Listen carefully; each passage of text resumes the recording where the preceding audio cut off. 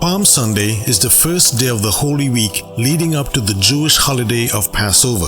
The Bible records Jesus riding into Jerusalem on a donkey, an event which was foretold in a prophecy in the Old Testament in Isaiah and Zechariah. Zechariah chapter 9 verse 9 says, "See, your king comes to you, righteous and victorious, lowly and riding on a donkey, on a colt, the foal of a donkey." Today, we celebrate that triumphant entry Jesus made into Jerusalem. But history also tells us that there was another grand entry into Jerusalem for that Passover celebration.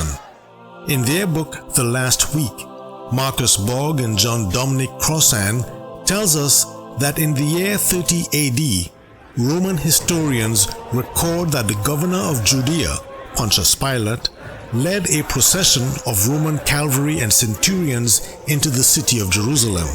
It was standard practice for the Roman governor to move from his palace in Caesarea to Jerusalem for all major Jewish festivals, bringing with him a militant contingent to reinforce the garrison at the fortress Antonia in Jerusalem.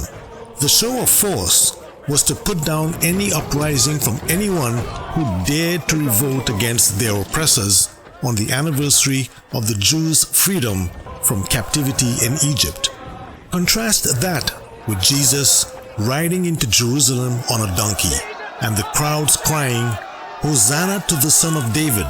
Blessed is he who comes in the name of the Lord! Hosanna in the highest heaven!" The crowd hailed Jesus as the Son of David, expecting him to overthrow Roman rule and establish an earthly kingdom.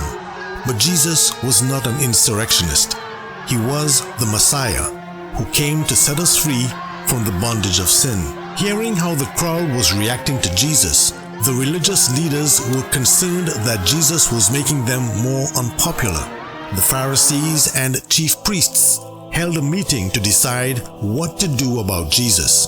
John chapter 11 verses 47 to 50 says, "The chief priests and the Pharisees called a meeting of the Sanhedrin.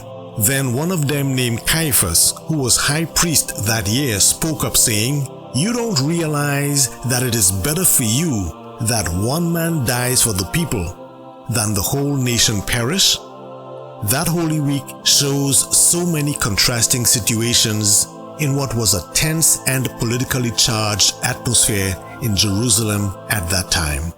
Pilate's procession showed Roman imperial and military power, and Jesus' procession showed the peace that God brought to his people.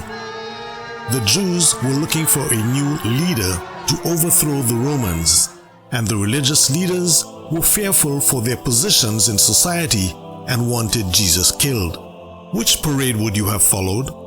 The Romans with the marching band, banners, chariots, and soldiers in shining armor? Or would you have followed Jesus on a donkey? Palm Sunday and the events of Holy Week tells us a great deal about Jesus, his values, and how he operates.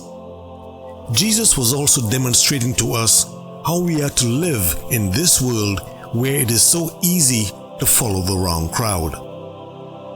As we begin this Holy Week, it would be wise to apply some of these qualities in our lives today.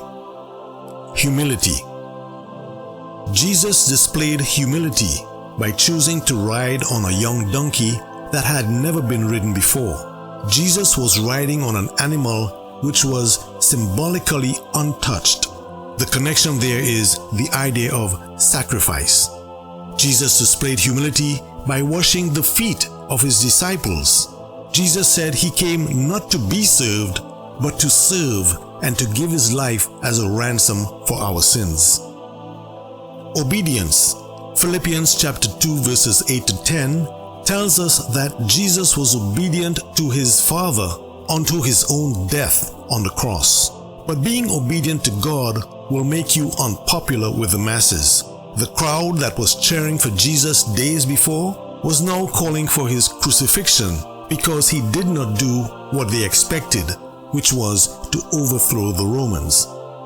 So be prepared to lose friends and family because of your obedience to God the Father. Now because of your humility and obedience, be prepared to be betrayed by people in your inner circle, the same way Judas betrayed Jesus for 30 pieces of silver and a kiss. Also, be prepared to be prosecuted for your beliefs. Be prepared for friends to deny you, and when you need them to watch your back, they will all be asleep. So how do you survive if you are betrayed and prosecuted for your beliefs? Stay prayed up and wait for the victory. To accomplish God's plan for your life requires praying without ceasing. Find a quiet place to pray, as Jesus did in the Garden of Gethsemane.